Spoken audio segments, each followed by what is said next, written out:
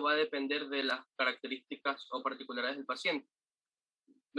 Básicamente va a ser ampicilina junto al uso de vancomicina. Y ¿se me escuchó, doctor? Ceftriaxona, sí.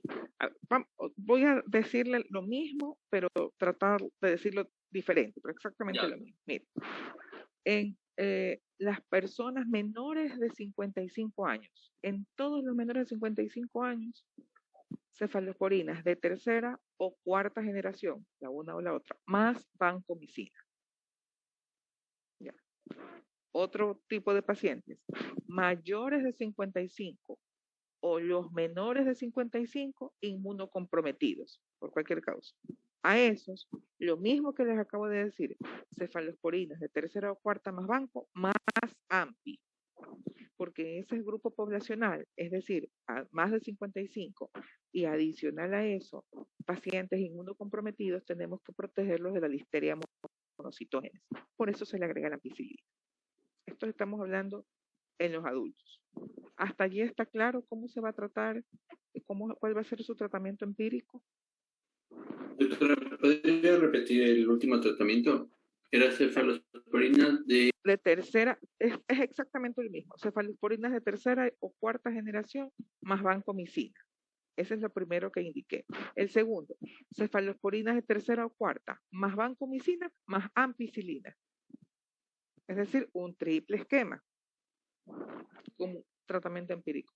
En el primer grupo, todos los menores de 55 años, que no estén inmunocomprometidos. En el segundo tratamiento, los mayores de 55 todos y los menores de 55 que sí estén inmunocomprometidos.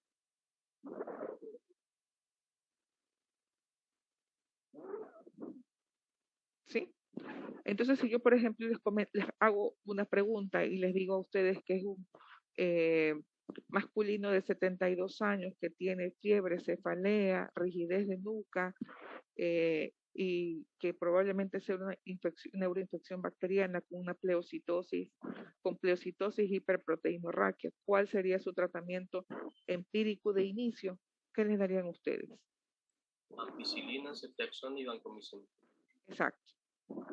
Y si yo, por ejemplo, les digo a ustedes de que es una mujer de 22 años sin antecedentes patológicos personales que tiene cefalea, rigidez de nuca y crisis convulsivas y que durante las últimas 24 horas tuvo fiebre, probablemente sea una neuroinfección, que al realizar el estudio de líquido cefalorraquídeo hay hiperproteinorraquia, pleocitosis, hipoglucorraquia, o sea que bacteriana por todas partes. ¿Cuál sería su tratamiento empírico inicial? ¿Cuál sería el tratamiento empírico? Sin antecedentes, 32 años. Señor. Ceftriaxona y vancomicina. Ceftriaxona y vancomicina. Exacto. Lo único que le agregan a la inmunosupresión, y cuando tienes más de 55, es la ampicilina, por la protección de la listeria monocitoma. Entonces, está bien, simplemente es como para poder procesar lo mismo que su compañero dijo, procesar la información y que les quede, esto les tiene que quedar súper claro. Es el tratamiento empírico del bacteriano. Ahora, y también, a ver, ustedes, ¿qué tienen que tener claro? ¿Cómo lo sospechan? ¿Qué encuentran en el líquido? ¿Y cómo hacen su tratamiento empírico? Esas tres cosas son fundamentales. ¿Cómo tienen la sospecha clínica? Cuando vean un estudio de líquido cefalorraquídeo, si es bacteriano, es viral, es micótico, y luego cómo inician el tratamiento empírico.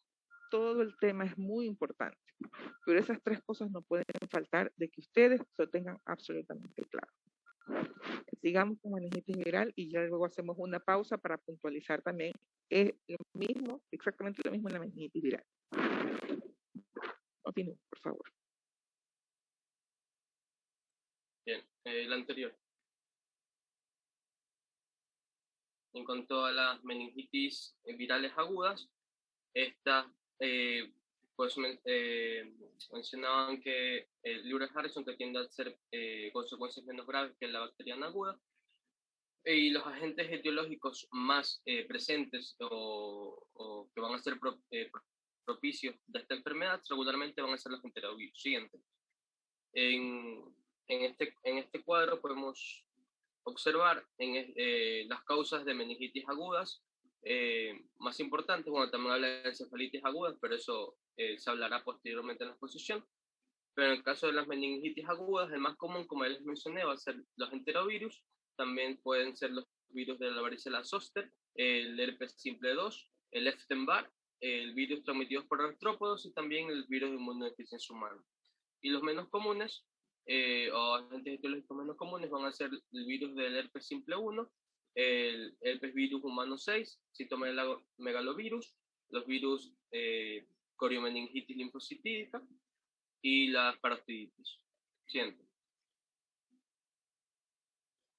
En cuanto a las manifestaciones de esta enfermedad, aquí también vamos a poder observar lo que es la triada clásica de la meningitis, que va a ser cefalea, fiebre y signos de irritación meningia, como la rigidez nucal, pero sí que mencionaba el libro que en el caso de la rigidez nucal va a ser menos frecuente o menos acentuada que en su variante bacteriana, y la cefalea comienza con síntomas que sugieren infección viral, esto quiere decir síntomas generales, como ya les mencionaba, fiebre, la cefalea, también pueden presentar síntomas gastrointestinales como náuseas y vómitos, y la cefalea va a tener la particularidad de que suele ser frontal y retroorbitaria, esto quiere decir que va a estar presente más que nada en la zona frontal del paciente y se va a asociar con fotofobia y dolor en movimientos ocular.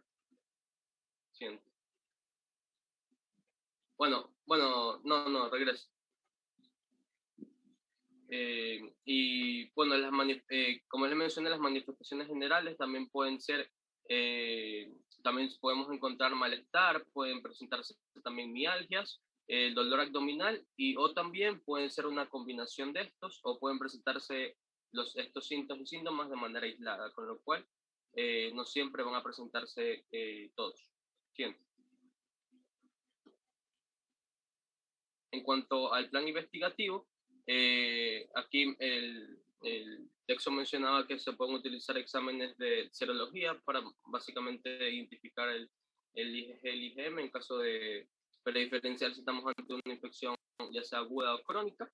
Y también un cultivo viral puede confirmar la presencia del agente etiológico, pero también mencionaba que también se utiliza el estudio de líquido cefalorraquídeo, como lo vimos anteriormente, que presentan esos tipos de características, y también se puede utilizar en ese estudio básicamente el estudio de la reacción en cadena de la polimerasa para obtener el ADN viral.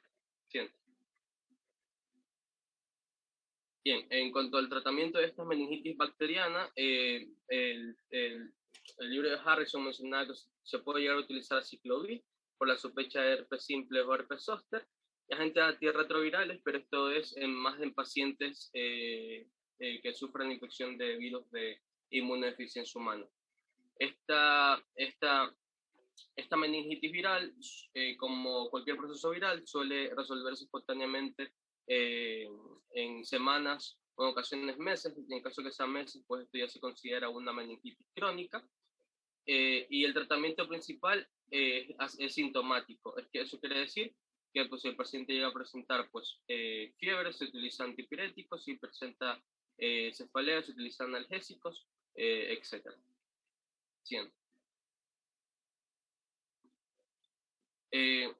En cuanto al pronóstico de los pacientes, mencionaban que en el adulto el pronóstico de recuperación completa va a ser muy bueno o excelente, a diferencia de los lactantes y neonatos, en los cuales es más incierto. Esto básicamente pues por la inmadurez del sistema nervioso central puede llegar a tener más lesiones a nivel del mismo, y mencionaba que en algunos estudios en neonatos que hayan padecido de meningitis pueden tener a lo largo de su desarrollo algún tipo de deterioro intelectual, ya sea leve o como por ejemplo falta de atención o más severo. Siento.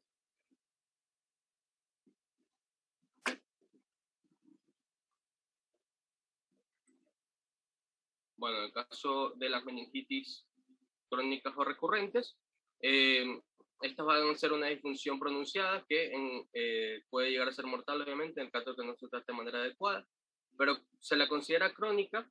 Esta es cuando va a ser superior a 4 semanas, eso quiere decir el mes, y se acompaña también de una reacción inflamatoria persistente del líquido cefalorraquídeo.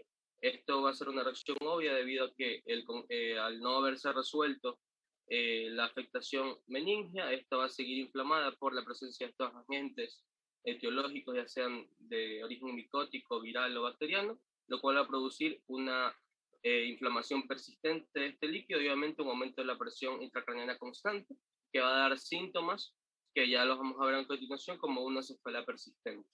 ¿Siento? Bueno, en cuanto a la fisiopatología, aquí la circulación constante del líquido cefalorraquídeo va a ofrecer un camino de difusión rápida para este tipo de infecciones y también otros tipos de procesos infiltrativos. También, como va a ser una infección crónica, puede propiciarse que el espacio subaracnoideo puede llegar a producir daños también en el parénquima cerebral. Obviamente esto no va a ser más que agravar el cuadro clínico y ya va a pasar de ser pues una meningitis a pasar a ser una meningocefalitis, porque ya hay compromiso del parénquima cerebral. Siento. En cuanto a estas manifestaciones clínicas, van a presentar pues en su etapa aguda de esta enfermedad de la triada clásica que ya se mencionamos, que es cefalea, fiebre y también la rigidez nucal. Pero aparte de esto, como va a ser una infección de carácter crónico y va a presentar síntomas como por ejemplo una cefalea persistente, como ya le mencioné, va a haber un aumento de la presión intracraneal constante, con lo cual la cefalea si el paciente utiliza analgésicos, pues se va a calmar durante un cierto periodo, pero la cefalea, al no resolverse el problema de origen, va a volver. Esto también, pues obviamente puede llegar a tener connotaciones con el paciente, en el caso de que utilice además ya sea AINES, puede tener connotaciones a nivel del tracto gástrico, o también si utiliza demasiado paracetamol puede llegar a tener problemas también hepáticos. También la hidrocefalia, obviamente por el infiltrado del líquido al líquido cefalorraquídeo. Las neuropatías de pares craneales, esto básicamente puede haber daño en estas debido al aumento constante de la presión intracraneal. Ya vamos a ver en un cuadro a continuación que puede dar diferentes afectaciones, puede provocar cegueras si hay compromiso o una compresión del nervio óptico. También puede presentar problemas a nivel facial, si hay afectación del facial o del trigémino. Y siento. Bueno, y aquí tenemos los signos y síntomas de esta meningitis crónica. Como ya les mencioné, una cefalea crónica o persistente, la rigidez nucal o de espalda, que básicamente son signos de irritación meningia. También cambios de la personalidad, estos pueden pueden presentarse diferentes maneras, ya sea con somnolencia, una desorientación, falta de atención. Como les mencioné, la afectación de los pares craneales, en este caso una debilidad facial, si hay parálisis o daño a nivel del séptimo par, también una diplopía, si hay paresia del tercero, cuarto y sexto par craneal, una hipoacusia, si hay afectación del octavo par craneal, y también las mielopatías y las radiculopatías que pueden estar presentes en el caso de debilidad o adormecimiento ya sea de las extremidades, ya sean brazos y piernas, y también puede presentarse incontinencias urinarias en el caso de disfunción del lóbulo frontal por una hidrocefalia. Siento.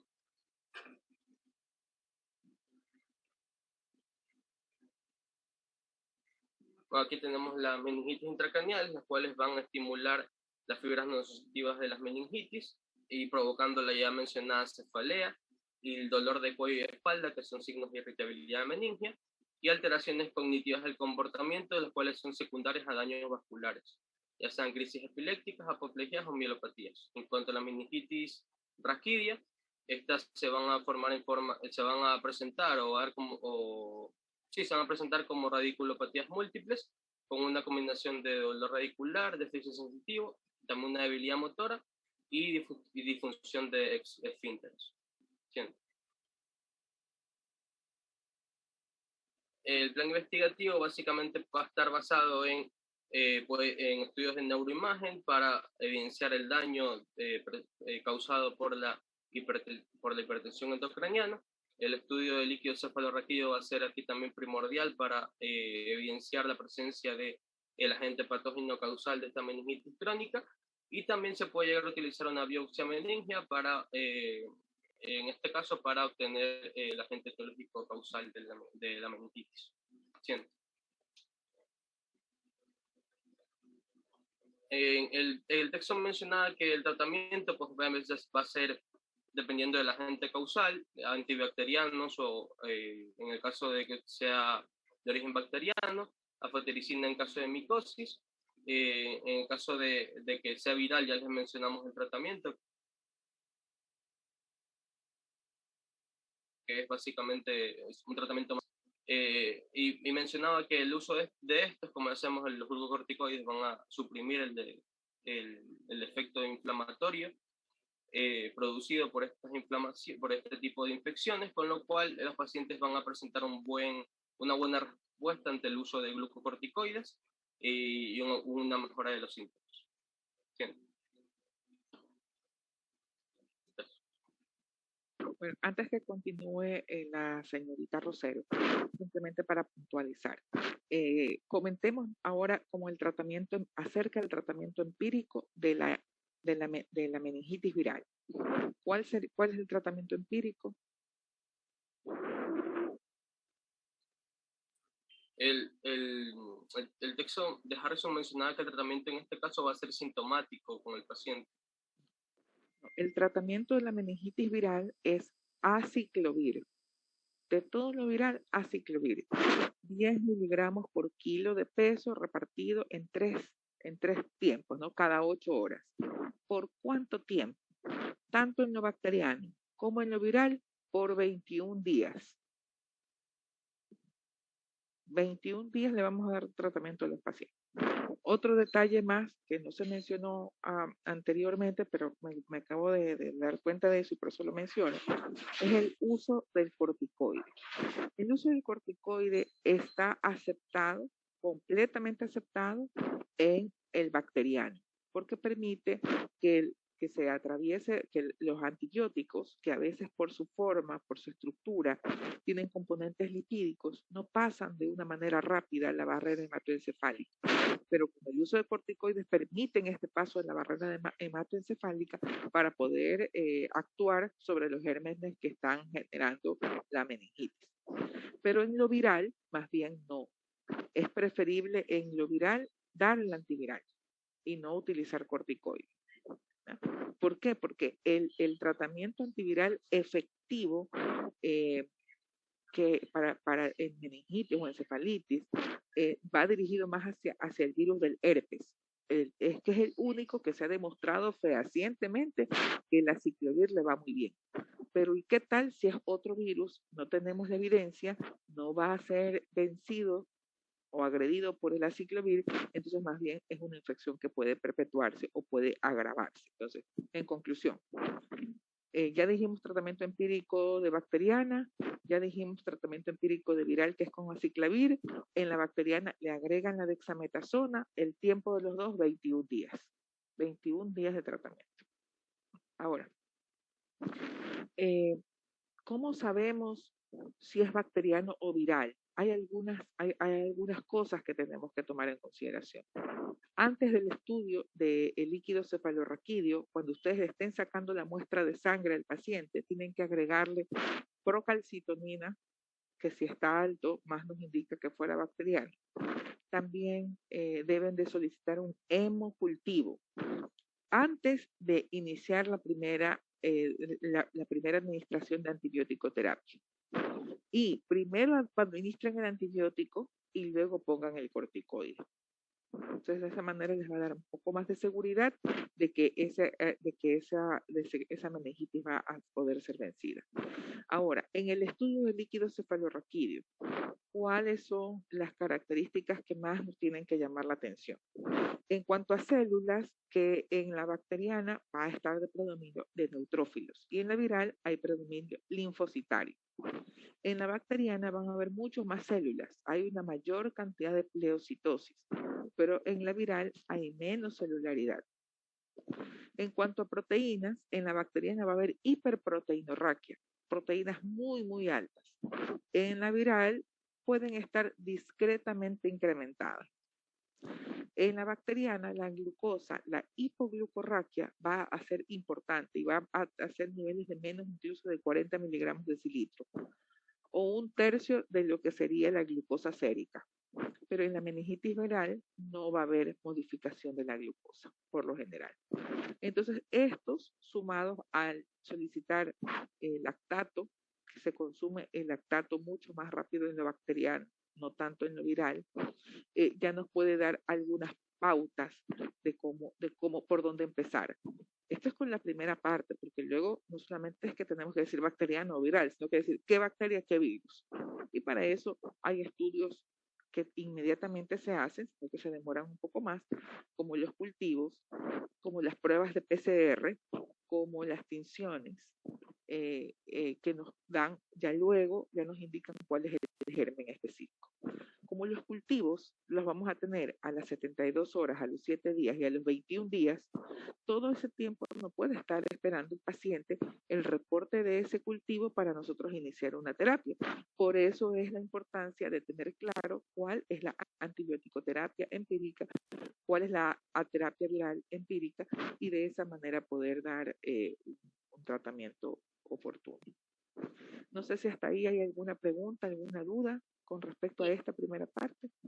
Doctora, una pregunta. Dígame. El uso de corticoides posterior, sí, a la antibiótico-terapia, ¿qué tiempo se mantiene? Los primeros 7 días. Los primeros 7 días. Y el tratamiento en general, 21 días.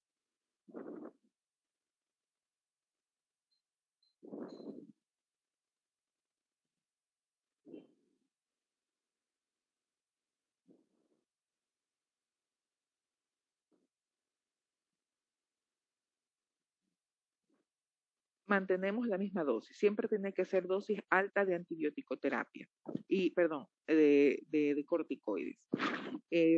La información que yo les estoy proporcionando, ustedes por favor háganme las preguntas para poderles solventar la respuesta.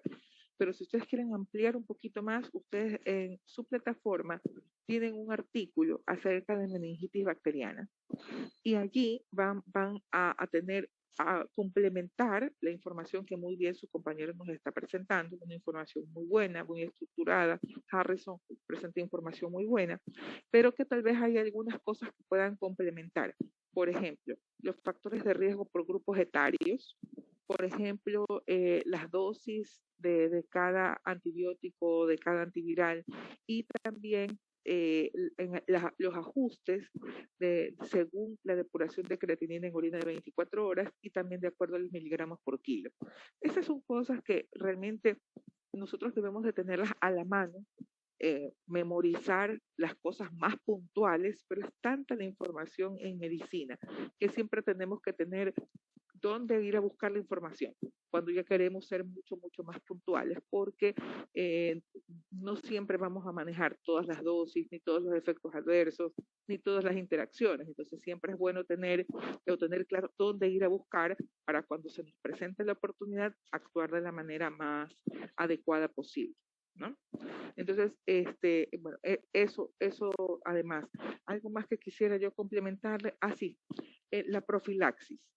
¿Qué pasa cuando ya está el paciente? ¿Qué pasa con la familia o con el entorno de ese paciente que tuvo meningitis bacteriana? ¿Qué se hace? Lo que se hace son profilaxis. La profilaxis habitual que se va a dar es rifampicina. Nosotros es una de las cosas que tendríamos que hacer. Tendríamos que utilizar ciprofloxacina o softriaxona. Esas son las 3 profilaxis que se pudieran dar. rifampicina, ciprofloxacina o ceftriaxona. En nuestro medio, la rifampicina está muy reservada para el paciente con tuberculosis, pero en cambio, la ciprofloxacina y la ceftriaxona vamos a tener mayor acceso. Entonces, una vez tratado el paciente, se le recomienda a los contactos más cercanos profilaxis con ciprofloxacina o ceftriaxona en una sola dosis, ciprofloxacina por 3 días, 500 miligramos cada 12 horas.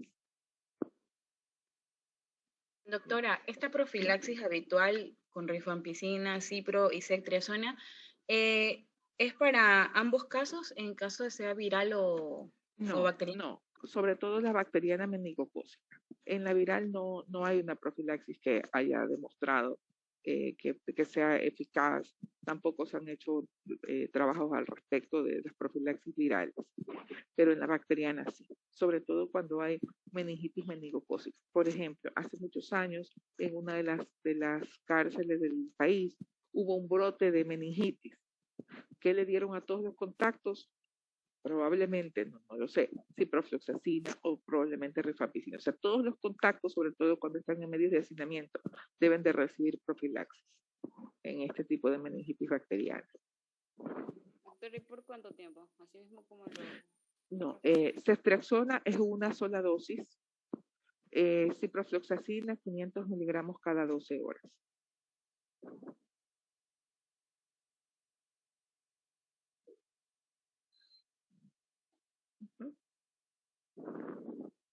Doctora, ¿qué tiempo dura la profilaxis? La profilaxis dura 3 días de ciprofloxacina y 1 día de ceftriaxona.